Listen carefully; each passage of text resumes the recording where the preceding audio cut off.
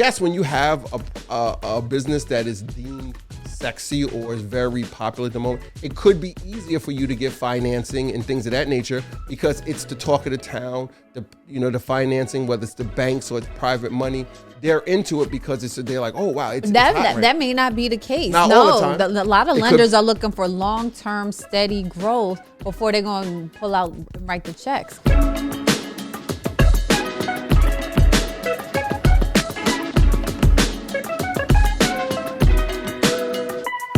Today we're going to talk about sexy business versus non-sexy businesses. This just blows my mind because, like, I've heard people talk about sexy business, and I'm just like, I don't know what you're talking about. I know that we got into business because we had a service, a product people wanted. We wanted to do good. We wanted to make jobs. Sexy doesn't cross my mind when I think about doing business. What about you? I could give two rats. Like, I don't know what I know, but I don't care. Mm-hmm. This whole people wanting to be working in one type of industry or business because of the cachet or, whatever they perceive it's about. I get it. Like if that's what you want to do, like you're drawn to that versus there are tons of people like, here we go. Like I'm throwing some stats out. I'm going with Cope Statonomics.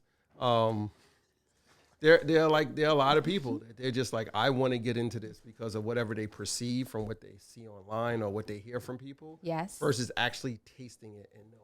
Like I used to hate broccoli until I actually ate it prepared different ways, and then I was like, now I love broccoli. Avocado. Like I hated avocados before. Like now, like I will eat guacamole all day long. Like there's nothing sexy about an avocado. There's nothing sexy about it, but look at all the things you can do with it and how good it is for you.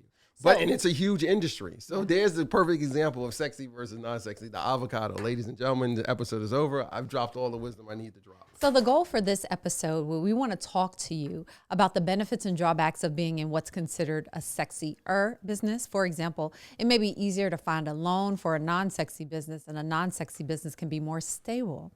But when you go to cocktail parties and you're talking to your friends, or you're trying to make new friends, or you're trying to date and justify why you're in a certain line of business, like sexy is what sells, like non-sexy. Yeah, I'm sure you can speak to that. Didn't one of your friends give you some when they were like, she's dating the dude at the laundromat? I think we already said this story. Have we told this story before? I don't think we have. So I do have a girlfriend. We go way, way, way, way back. And so she was talking to a mutual friend one day, and she was like, oh, Jess is busy. She dates the guy that works at the laundromat. And our mutual friend was like, he works at the laundromat. No, he owns the laundromat. No, but originally it was, she's dating the dude that works at a laundromat. And your friend was just basically like, oh, how could she date someone who works at a laundromat? Like it was totally like poo-poo city for me. But then your friend came back and was like, oh, he owns it. But then your friend was just like, oh, it's different. He owns it. And that's exactly what we're talking about, the difference between being, sexy and like, I don't give a damn that people bring their dirty underwears. You know why? Because that smells like money to me. Every time a dirty bag of laundry comes in, that's money. Like, I don't care. And people say it's sexy, it's not sexy. Listen, how much more opportunity everybody in the studio is cracking? Smells like money to me, babe. I don't care what they say. Right? It's opportunity. And guess what? It's not super sexy. You know why I love businesses that are not super sexy? Because I got less people worried about getting into that because they see it online. And so you don't see nobody on social, except for the people in my circle, dropping posts and flashing like, I'm doing laundry today. I just hauled 30 bags of dirty clothes into the shop. Whoa. Unless you're in the laundromat Facebook groups, you ain't really dropping pictures like that. Somebody dropped a picture yesterday in one of the laundromat Facebook groups, and they was like, yo, look, I got 40 bags to clean today. Like, and it's just the beginning of the day. And like everybody, you see 30 comments and reactions. The people are like, yes, woo! Regular people are not going to hit that up on IG. Put that in your TikTok. ooh, I got 40 pair of underwears to dry clean today. Ain't nobody gonna be like, whoa, that's exciting. When you think about the margins, we get really excited. I get super excited. Somebody tells me, oh, can you dry clean my underwears? And I'm just like, you sure you want to dry clean that wash and fold? They're like, absolutely, no problem. You want starch or no starch? I'll press the out of them things for you, because the margins are ridiculous. Like, to me, I love being in non-sexy businesses. Laundry, security, it ain't sexy. Like you said, cocktail parties. People now at cocktail parties talking about, yes, I have a security guard firm, and I have to deal with all these things and blah blah blah. Or I wash people's dirty underwears for a living. Blah blah blah blah.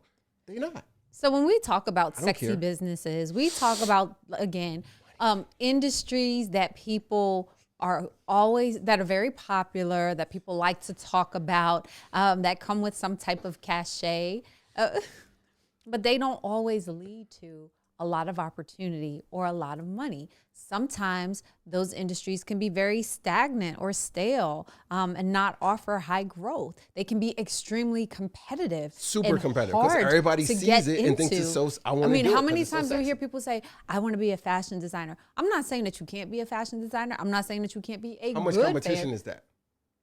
A lot. Just think about it. And there's nothing wrong. You want to be in a sexy business? Go for it. Like, you want to be a professional athlete. People look at that as super sexy. Do the math. What's the odds? We have a relative who's a professional athlete, just got drafted. Do the math. Only 2% of NCAA athletes play a professional sport. You hear me? Well, hold up. 2%. And your 2% includes all of the NCAA sports, not just saying one particular or two particular sports. We're saying the entire NCAA, out of the whole population of NCAA, 2% go on to play a professional sport, whether it's professional ping pong or it's professional basketball, lacrosse, polo, whatever. That's 2%. And depending on the level of the professional league and the sport, it may not be that much. I mean, the women in the WNBA are still fighting to get an equitable level of payment, and they've made some gains, but it's still not what the men make. In a lot of professional sports, the positions that aren't the sexy positions or get a lot of notoriety, attention, they don't command a super high salary. Like if you look at the quarterback, right, or like a wide receiver or a running back compared to some of the linemen on the O-line or on the defensive line, it's totally different. Or people say, I want to get in the music business. I want to be a rapper. I'm the black sheep. Okay, right? Dave Chappelle. Now, what you don't realize is that there may be other jobs or other business lines in that business that are where there are more opportunities, where you can make more money. Like when it comes to sports, I can tell you, I was not a good student athlete. I did not pursue sports in college, even though one of my college classmates thought that I was the entire track team at Northwestern. I was like, we don't have a track team. She said, yeah, I know. I thought you were it. I was like, oh, okay. Wait, did you run track? In my mind, I did. Okay. I mean, in high school, I did. And in high school, we ran around Central Park. So I would dare say that was not really, competitive sports. But I always wanted to be involved in sports. And how we did that is we got contracts with sporting organizations in security. So I get to go and see the events while we're working, and we get a check. Super Bowl, so you use the unsexy business to get you into the sexy business or the sexy arena that you wanted to get in from before. Yeah. Yep. We have the number one. So you use non-sexy business, an unsexy business as your gateway, as a gateway to where the money reside, and to be around the people doing the sexy businesses, right? And we have more longevity. For example, we work with an organization that puts on one of the largest sporting events in the city of New York. We work with them every day, 365 days a year, 366 in leap year, and 24 hours a day. When they put on their special event, they bring in loads and loads of other security people. But how long is that for? A couple of weeks. Right. So there's nothing wrong with that. It's super sexy. We just get that year-long money. But it's temporary. Where our people are in the back, it's not super sexy. They don't get a lot of shine. Right. But what they do supports the organization long-term versus just for that one event or that one thing that's going on. So it's very interesting how being in that non-sexy category versus a sexy category can have a potential impact in the short term, the medium, and the long term, but also how you can use one to leverage to get to the other one. Did I not say we were at the Super Bowl? We actually worked the Super Bowl. I did stand in the end zone. In the end zone during at the game. The end of a game at the Super Bowl. But security's not sexy. It's not. It's not. It's not. But it can get you into it. It can get you sexy things. So my question would be, do you prefer you've been exposed and around a lot of different businesses, from whether doing it yourself or having a job or working with numerous clients of different levels and different, backgrounds and all kind of fields and industries. Do you prefer, from the business side, owning and running a business that's classified as sexy or a business that's classified as non-sexy? So I'm going to put a little personal swing on that, because a personal slant. I'm, for the most part, an extrovert. I would dare say you're like a blended extrovert introvert. Yeah, it depends. Like you don't always have a lot of high social energy. And I would dare say in many sexy businesses, you have to be on all of the time. So if that's not your personality, it's like being an influencer. Right. If that's not your personality, then maybe a sexy business isn't for you, or it's better to have a front person that can step in and be sexy all the time. So I have girlfriends who are extremely successful in the sexy business world. Like, one is an investor, she does marketing, and she's been on TV, and she does a whole lot. Shout out to Lauren Mylan, she got her name back.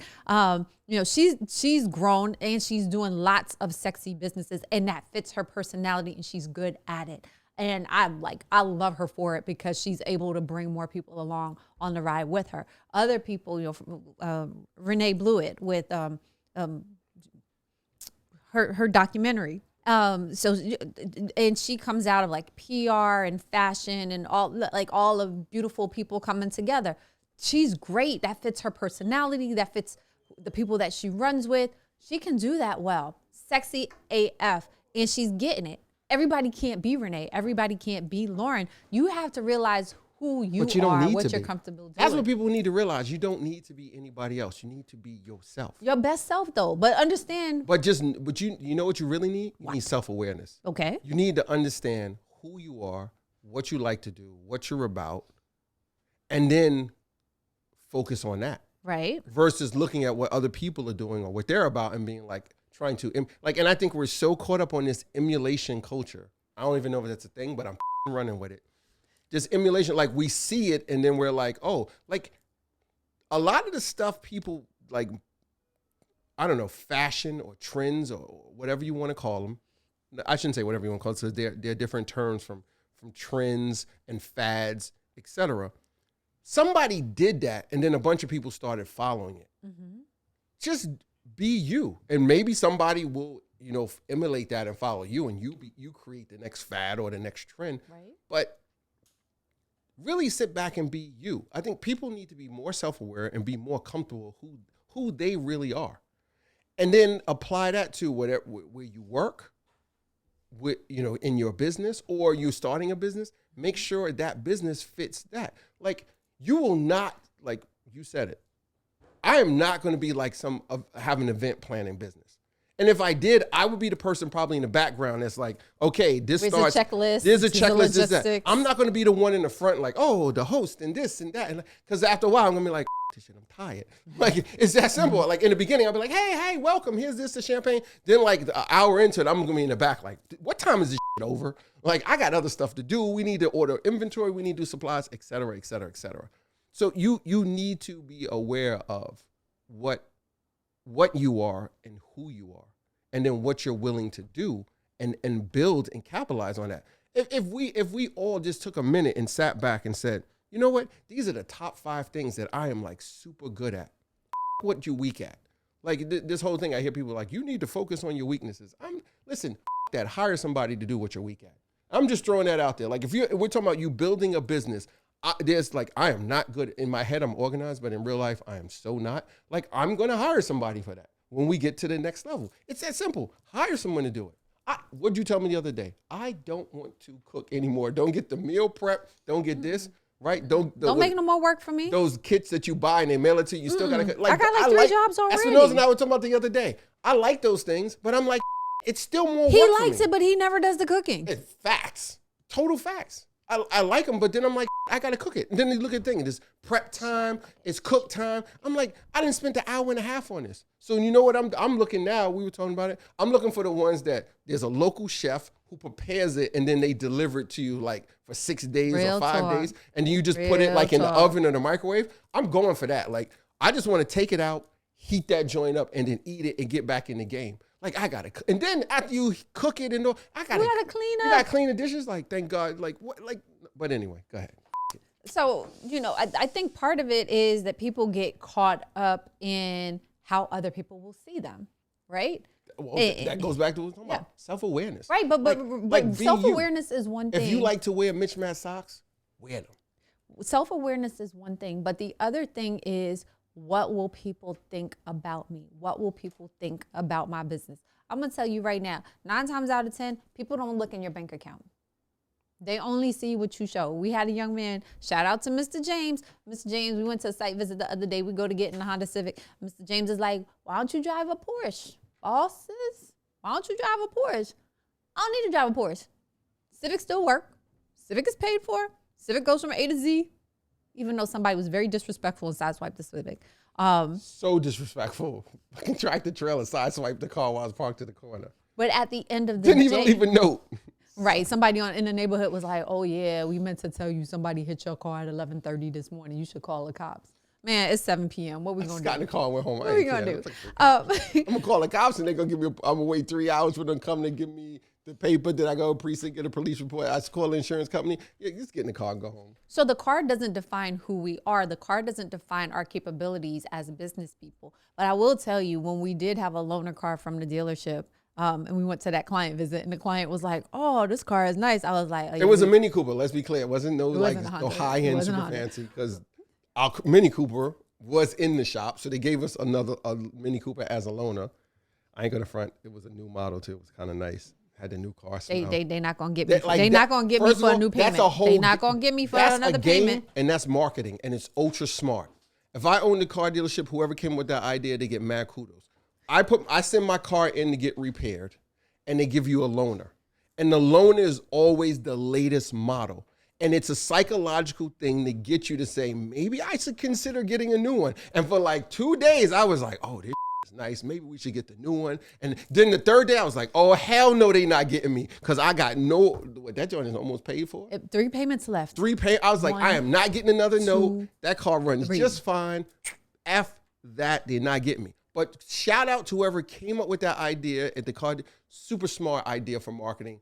Give the person who has their car in for repair a new loaner. It has the new car smell. It's fresh off plastic. And the person, I bet you their conversion rate is super high on that.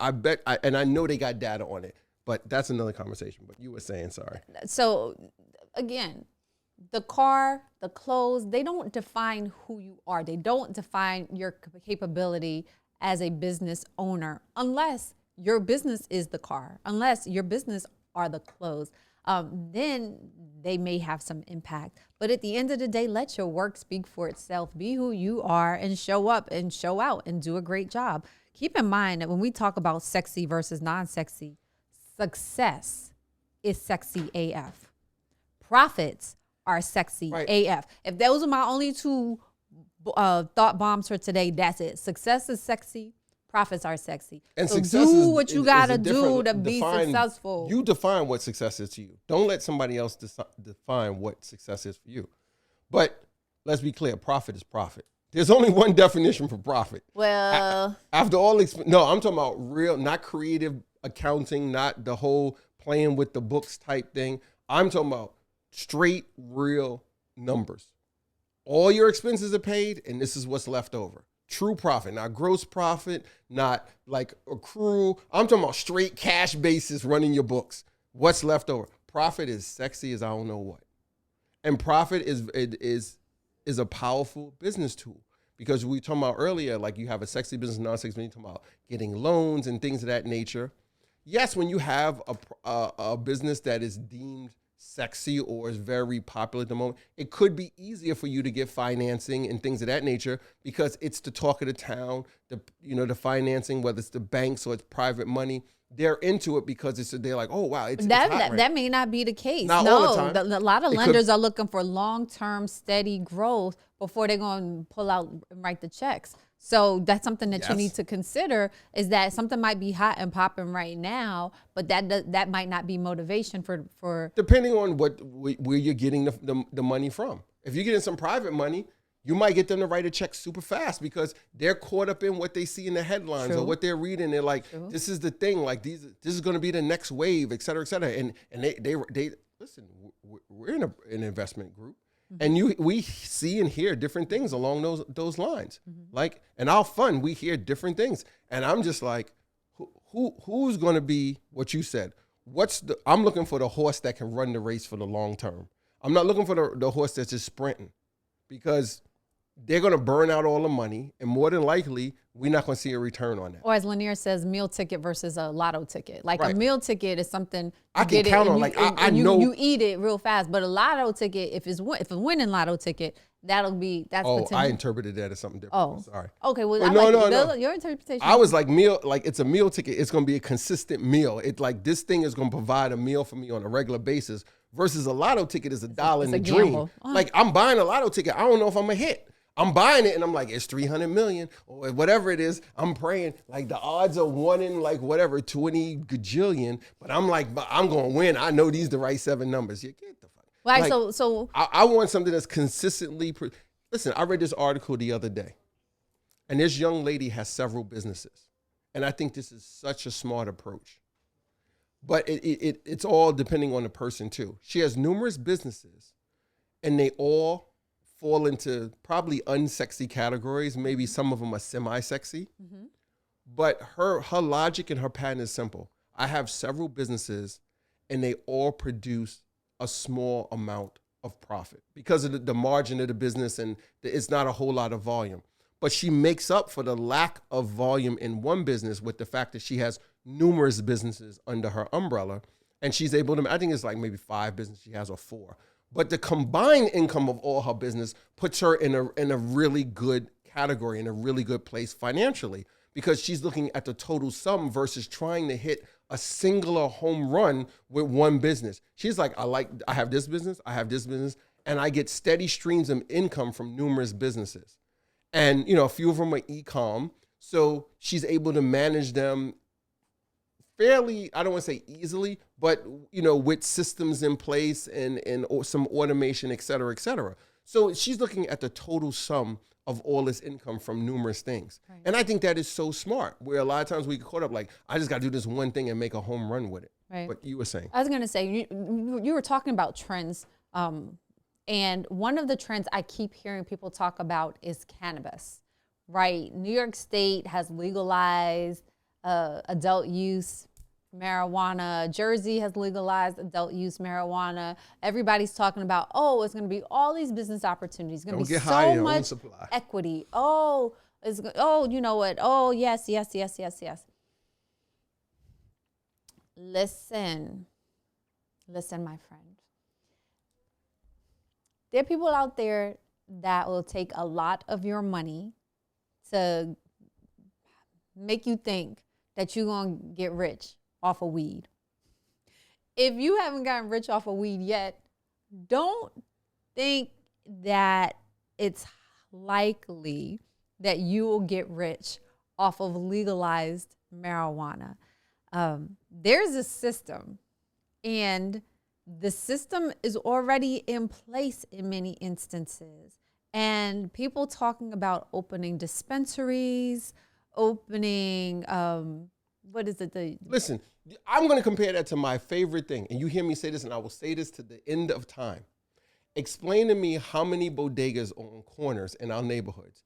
And I want to understand their profit model, their revenue. It's no way. I can think of maybe 2 to 3 areas just in my neighborhood alone where there's a corner store / green deli / bodega / whatever the name is for them now on every corner. There's all four corners has one on it. I'm like, explain that. Like, how are they making money? So when you say cannabis, I think the same. There are so many people saying, I'm going to do this. I'm going to open up a retail shop. I'm going to do this. I'm going to be a grower. Granted, there are a limited number of licenses. There's opportunity. There is opportunity. But if you say, well, I like weed, and so I want to get in the weed business, that is probably not the best approach. What I would suggest is, if you're very serious, look at some of the ancillary services. I would look at what are the supporting non-sexy services that industry is going to need, and they need that reoccurring service over and over. Like, you know what I would like to be? The packages. Yes. Damn, get out my head. The person who makes those little bags that they put that in. Yes. I would love to be the person sitting in the factory being like, how many we got ship out today? Espinosa, how many? Oh, we're sending out 15 million of those bags countrywide. And we just slinging sacks of plastic bags all day. Like how much those cost? 0.2 cents or whatever they cost. I'm like, yeah, but we just sent out 15 million of them, bro. Like, whatever they package the stuff in, that's the non-sexy business. Be like, what? You in the cannabis industry? No, I'm in the package industry, bro. Every time I'm like what? Everybody needs packaging. Listen, That's like the guy from Tyco. How did he make his money? Smoke detectors. Right. He was talking about the when they did this documentary, and I can't remember the name of it, and I'm super mad I can't. But they were talking about Tyco. If you're familiar, the alarm company, fire suppression, etc. And he talked about fire sprinkler heads. And he was like, there is nothing sexy about a damn fire sprinkler head. He was like, but I looked at the business, I looked at the competition, I looked at how much money could be made and the margins. And he was like, I'm doing this. And whatever, I don't remember how the story went, but they made hella money. But I think there was some other like shady stuff that went on in the documentary. But that one aspect of it is super important. So if you want to talk about cannabis, what supports... What is the non-sexy part of the cannabis business that everybody I don't want to grow it. I don't want to sell it. I would love to be the person who supplies the fertilizer to the growers so they can yield a good crop or whatever special soil they need. Or the light bulbs for people that are doing, home grow. The LED lights that they're using now, right? Because, light bulbs is probably a thing of a past to a certain extent because the LED lights, they last 10 years or whatever. But do you want to be the distributor who services the lights? Do you want to be the person who manufactures the locks, the grow tents, right? Or you want to be the person who does CCTV. Right. You want to be the person who has the fluid that refills the lighters that people are using to light up their joints, to light up their bongs. Not sexy. It's not sexy, but think about Bic lighters. There's nothing sexy about the regular Bic lighter, the plastic one that the stores have in that little plastic tray that just sits there. There's a bunch of colors and it just says Bic on it, and you buy one and everybody just and they light up, whether it's a cigarette or whatever they're doing, lighting candles, whatever. It's not sexy, but think about it's something that gets consumed and reused over and over and over and over. As long as you can keep producing it and they need it, you have an endless supply. Why do I love laundry? Until people start walking around naked, or they figure out a way to have technology in clothes where they clean themselves, I'm good. I am good. And I think it's going to be a while, probably not in my lifetime, before people decide to walk around naked all the time. They're just not. I think we passed that window. I think we've hugely, especially with the fashion industry today and how people are influenced by it and et cetera, et cetera, et cetera. It's not sexy, right? But it's something people constantly need. It's clean clothes, and most people dread doing laundry.